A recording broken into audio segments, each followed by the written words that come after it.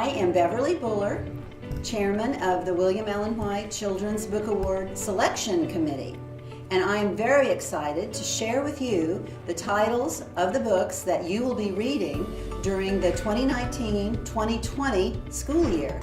The last book on the 3 to 5 master list for next year, or maybe it's this year, depending on when you're watching this, Beyond the Bright Sea, is an historical fiction book.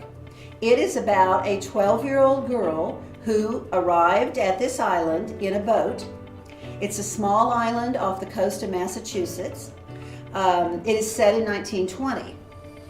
When this girl arrived on the coast in her little boat, she was rescued by a fisherman, and he's been the one to raise her, along with the help of his neighbor, who is a very kind woman.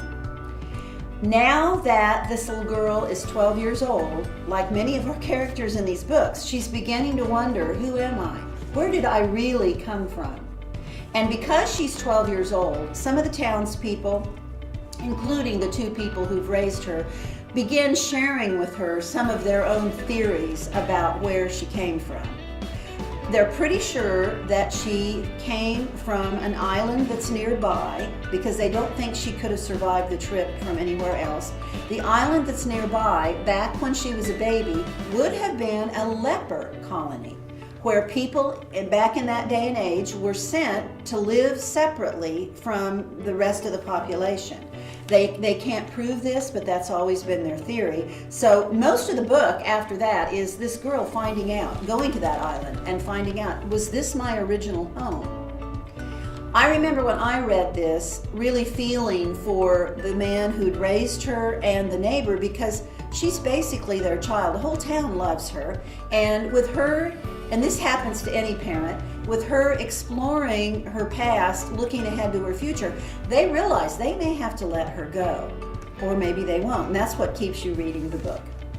All right, that's on the grade 3 to 5 list. A reminder to all of you, including teachers and librarians, students need only read 2 books to be eligible to vote for the William Allen White list each year. If you are a student in grades 3 through 8 and you've read 2 books on the list I just told you about, and you've also read 2 on the 6 to 8 list, you may vote for both if that's okay with the people who conduct your voting. You do not need to be a grade 3 to 5 student to vote for that list, as long as you've read 2 and the person doing the voting is willing to help you do that.